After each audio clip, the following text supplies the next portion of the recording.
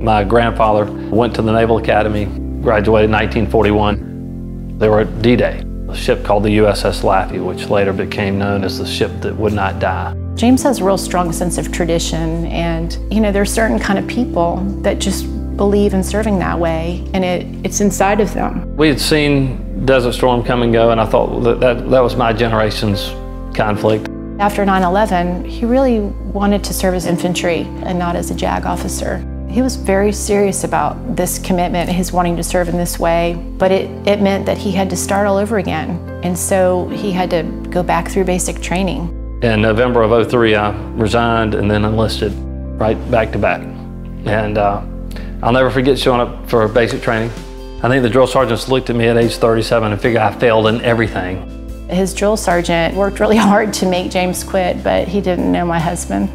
I knew it was very risky, it would be very remote. When my husband was deployed to Afghanistan, he warned me many times, if I don't hear from him for a few days, don't panic. We prayed for James every day. March 8th, we were a typical week for our team, for Viper. I was a lead truck.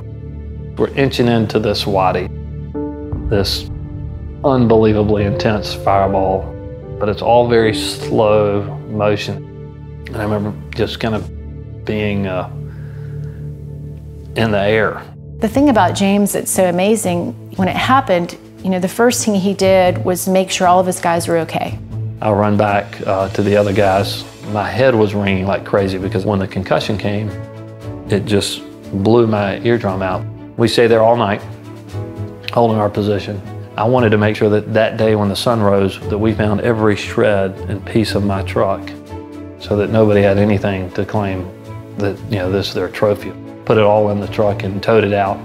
We'd been out this was like our 4th day, always very little sleep, but constantly working.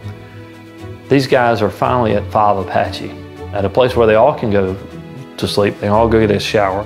The most amazing part about that whole time, I didn't ever even ask them to do this. They immediately got the pieces of the old truck, found a new truck, spent hours under the hot sun sweating, putting it in the new truck. They took the new chicken plate off the new truck and put ours on it so you could see our symbol. And that same day, we went out back to that village and said, you are not gonna decide how and when we operate and what we do. And you're not gonna have a victory this day. And I had conversations with Taliban all the time. I'd say, look, why is it you feel like you need to kill us? And why do you feel the need to attack us?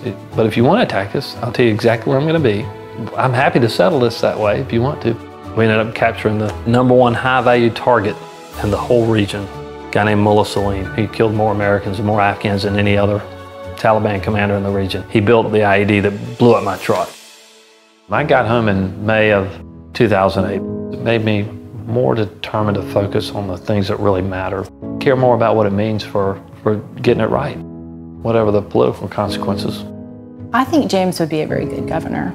He would really love to be able to have the parties work together and create real change in South Carolina. I've gotten 60, 70 major pieces of legislation done because I've worked hard to build relationships on both sides of the aisle because I see the potential.